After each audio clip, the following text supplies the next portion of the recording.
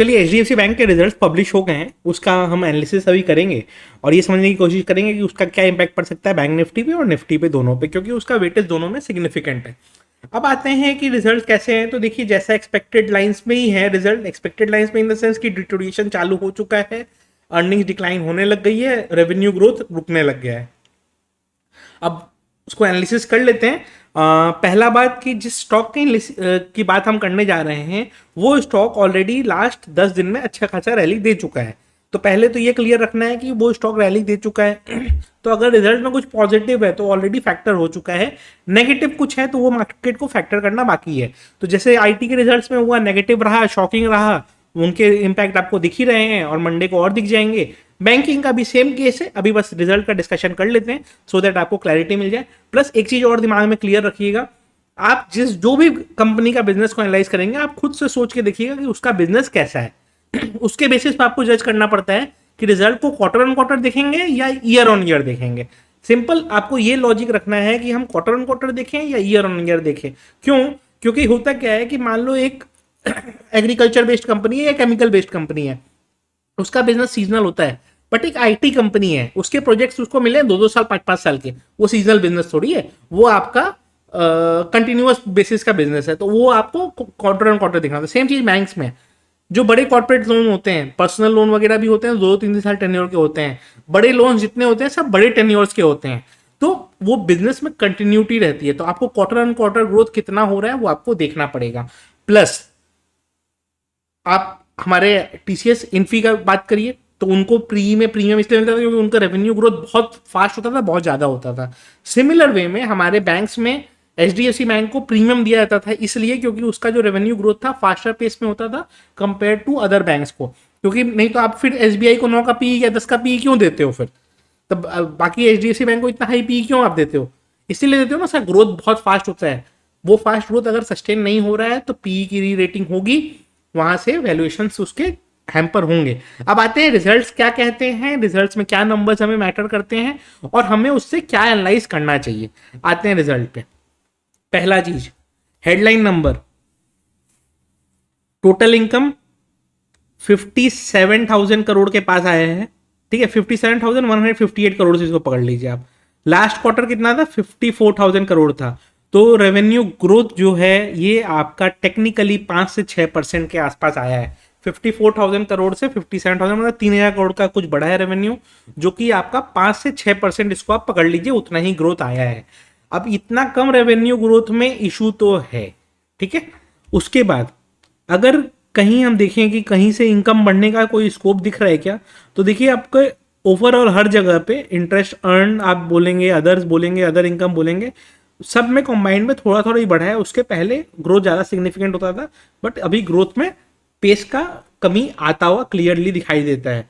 But operating expenses जो हैं इसके, इंटरेस्ट एक्सपेंडेड, मतलब चूंकि अब तो इंटरेस्ट रेट बढ़ गया, ऑल तो सेविंग्स बैंक में इन्होंने नहीं बढ़ाई है, लेकिन एफडी में तो इंटरेस्ट रेट वगैरह बढ़ा दिया है इन्होंने, तो उसके कारण पे आउट ज्यादा करना पड़ रहा है।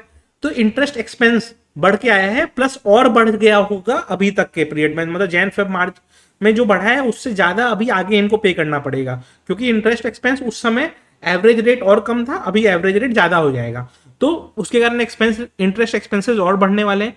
तो आपके इंटरेस्ट एक्सपेंस पिछले बार से 2,000 करोड़ बढ़ गए हैं और एम्प्लॉय कॉस्ट 1,000 करोड़ बढ़ गया है। मतलब नेट नेट आपने जो रेवेन्यू ग्रोथ किया उतना आपका एक्सपेंस भी बढ़ गया, जो कि यहाँ दिख रहा है 34,000 करोड़ था, वो 37,000 करोड़ हो गया। तो 3,000 करोड़ का रेवेन्यू आपका बढ़ा, वो 3,000 करोड़ का एक्सपेंसेस में ही चला गया, तो नेट नेट आपकी प्रॉफिटेबिलिटी नहीं बढ़ पाई, इसीलिए ऑपरेटिंग प्रॉफिट में डिक्लाइन आया। प्रॉफिट मार्जिन श्रिंक हुआ है, मार्जिन श्रिंक होना मैटर करता है, नंबर्स कुछ भी हो, अगर मार्जिन श्रिंक करता है मतलब आपकी प्रॉफिटेबिलिटी में लॉन्ग टर्म डेंट लगना चालू हो जाता है, ये ध्यान रखिएगा। अब उसके बाद अगर आप देखेंगे तो नेट प्रॉफिट भी आपका कम होके आया है, 12,773 करोड़ था, उससे बढ़ के कम होके 1,260 करोड़ ही आया, मतलब रफली करीब वही 100 करोड़ के आसपास रेवेन्यू भी थोड़ा सा कम हुआ है, ठीक है। तो अब रेवेन्यू कम हुआ है, रेवेन्यू बढ़ा है 3,000 करोड़, प्रॉफिटेबिलिटी आपकी 100 करोड़ कम हो गई, मतलब प्रॉफिट स्टैग्नेंट है या डीग्रोथ कह लेंगे, मतलब 0% ग्रोथ मतलब डीग्रोथ ही कहेंगे।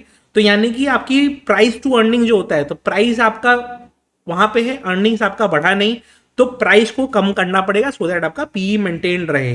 ये हो गया। तो अर्निंग्स आपकी बढ़ी नहीं, जो रेवेन्यू बढ़ा वो आपके एक्सपेंस में चला गया। ईपीएस क्या कम होके आया है, ठीक है। एक पॉजिटिव, सब कुछ नेगेटिव नहीं है, एक दो कुछ चीजें पॉजिटिव भी हैं। ये मैं कंसोलिडेटेड रिजल्ट दिखा रहा था बिकॉज निफ्टी में जो पी का कैलकुलेशन होता है वो कंसोलिडेटेड नंबर्स पे होता है। बट सिर्फ कोर बैंकिंग ऑपरेशंस की अगर हम बात करेंगे तो अगर उस पर देखेंगे हम, तो एनपीए जो है इनके, एनपीए इनके कम होके आए हैं। प्रीवियस क्वार्टर में 1.23% था, जो कि अभी 1.12% है। नेट एनपीए भी थोड़ा कम हुआ है, प्रीवियस ईयर से बहुत ज़्यादा कम नहीं हुआ है, लेकिन कम तो फिर भी हुआ है। ये हो गया। और रिटर्न ऑन एसेट जो है इनके, ये आपके रिटर्न ऑन एसेट अगर पूरे साल दर साल देखेंगे तो थोड़ा सा बढ़ के ही आया है। तो ओवरऑल बिजनेस को मैनेज बेटर वे में किया गया है, बट एक्सपेंसेस बढ़ने के कारण प्रॉफिटेबिलिटी डेंट हुई है। मतलब आप समझिए कि बिजनेस जो ये कर रहे हैं उसको इन्होंने मैनेज ठीक से किया है, बिजनेस मैनेजमेंट में कोई इशू नहीं है, बट एक्सपेंसेस बढ़ गए हैं। एक्सपेंसेस बढ़ गए हैं मतलब एम्प्लॉय कॉस्ट बढ़ गया है, इंटरेस्ट जो पे आउट करना पड़ रहा है वो बढ़ गया है। क्यों? क्योंकि पहले आपका मार्जिन ज़्यादा था, आप लोन उतने ही रेट में दे रहे थे और इंटरेस्ट रेट आप कम दे रहे थे। अब आपको इंटरेस्ट रेट ज़्यादा देना पड़ रहा है, इसलिए मार्जिन श्रिंक हुए हैं, एनपीए कम होके आए हैं और कैपिटल एडुकेसी बढ़ के आया है। हाउएवर ईयर ऑन ईयर देखेंगे तो कैपिटल एडुकेसी बहुत ज़्यादा नहीं बढ़ा है, क्वार्टर ऑन क्वार्टर में कैपिटल एडुकेसी बहुत ज़्यादा बढ़ के आया है। तो हम क्या मान के चलेंगे? हम यही मान के चलेंगे कि अगर एनुअल बेसिस में देखें तो यस, एनुअल बेसिस में आपके एनपीए में इंप्रूवमेंट है, कैपिटल एडुकेसी में इंप्रूवमेंट है और एसेट के रिटर्न्स में इंप्रूवमेंट है। बट एक्सपेंसेस बढ़ने के कारण कंपनी की मार्जिन श्रिंक हुई है। कंपनी की मार्जिन श्रिंक होने के कारण क्या है, लॉन्ग टर्म प्रॉफिट, क्योंकि जो एम्प्लॉय की सैलरी बढ़ गई वो कम नहीं होने वाली आपकी एक दिन में। जो एफडी क्रिएट कर दिया लोगों ने, जैसे मेरे भी कुछ 10 साल के एफडीज मैंने क्रिएट किए हैं, तो जो मैंने एफडी क्रिएट कर दिया, अब 10 साल तक वो 7% का इंटरेस्ट रेट इनको देना पड़ेगा मेरे को। तो आपको ये समझना पड़ेगा कि उतना साल के लिए वो इंटरेस्ट रेट लॉक हो गया, भले आगे चल के इंटरेस्ट रेट कम हो जाए तो। अब आते हैं इसका impact assessment on Nifty and bank Nifty. देखिए क्या है कि बहुत कुछ चीजें प्राइस बता देता है आपको। प्राइस इसका क्लोज हुआ 1700 के जस्ट नीचे, 1695 के पास क्लोज हुआ। इसका हर्डल जोन भी 1720 के पास बैठता है, तो हर्डल जोन के पास तो है। अगर 1720 के ऊपर निकलेगा तो ही फ्रेश ब्रेकआउट है इसमें, और एल्स ये यहाँ से रिवर्सल देता है एंड फिर रिवर्सल देता है। तो इस रिजल्ट के कारण हो सकता है काफी लोग प्रॉफिट बुकिंग करने जाएं, क्योंकि इसने लास्ट 10 दिन में अच्छे रिटर्न दे दिए हैं एंड वो प्रॉफिट बुकिंग का इंपैक्ट इसमें आएगा। प्लस ये जो सेम पैटर्न है एचडीएफसी बैंक के, तो इंटरेस्ट रेट फिर भी कम है। एक्सिस इससे ज्यादा रेट दे रहा था, कोटक इससे ज्यादा रेट दे रहा था, आईसीआईसीआई भी ऑलमोस्ट एट पार पे है। तो ये इफेक्ट सब पे आना है, ये सब पे आना है। तो ओवरऑल लोग यही देखेंगे कि भाई ये तो पूरा मार्केट का इंडस्ट्री ट्रेंड यही है। रिजल्ट्स उनके कैसे आते हैं वो हमें देखने पड़ेंगे, बट ओवरऑल अभी देख के क्लियर ये हो गया कि हाँ ठीक है, मार्जिन श्रिंक हो रहे हैं एंड उसका नेगेटिव इम्पैक्ट पड़ सकता है।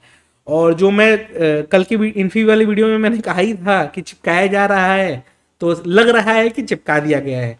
एनीवेज प्राइस के हिसाब से डिसीजन लीजिएगा। 1690 के नीचे ये 1650 तक वापस ड्रैग हो सकता है, एक दिन में नहीं होगा बट धीरे धीरे हो जाएगा। एंड जब तक 1720 के ऊपर नहीं निकले फ्रेश ब्रेकआउट बनता नहीं है, एंड इन लेवल्स पे फ्रेश इन्वेस्टमेंट तो सवाल ही नहीं है, तो दूर रहना ही है। और ट्रेडिंग मूव मिले तो ट्रेडिंग मूव आप देख सकते हैं। इसका इंपैक्ट बैंक निफ्टी पे क्या पड़ेगा, तो बैंक निफ्टी देखिए 42,000 के ऊपर ब्रेकआउट देके खड़ा है। सब लोग मान रहे हैं, किसी भी आप एनालिस्ट से बात करिएगा वो यही बोलेगा कि सस्टेनेबल नहीं है। 42,000 टूटता है तो फिर वापस 41,600 41,400 की तरफ हम फिर से बढ़ते हुए दिखाई दे सकते हैं। तो 42,000 क्रूशियल है, उसको अगर होल्ड कर लिया तो ठीक है, उसको तोड़ा तो फिर सीधा आप 41,600 41,400 फिर से आप मूव करते हुए दिखाई देंगे। निफ्टी में क्या इंपैक्ट है, निफ्टी में डबल इंपैक्ट पड़ेगा। अगर बैंक निफ्टी सपोर्ट नहीं देता है और उधर इन्फी वीक है और रिलायंस का भी एक डील जो था वो कैंसिल हुआ है, जिसके बारे में कल की वीडियो में मैं डिटेल में बताऊंगा, तो बहुत असर पड़ने वाला है। तो देखते हैं कैसा रहता है। एंड रिजल्ट में एनालिसिस में कोई बायसनेस अगर आपको लगा हो तो इससे ये आपके माइंडसेट का प्रॉब्लम है, इसमें मेरा कोई प्रॉब्लम नहीं है, क्योंकि मुझे जो दिखता है मैं वही पढ़ के बताता हूँ। वीडियो अच्छी लगी हो तो लाइक कर दीजिएगा।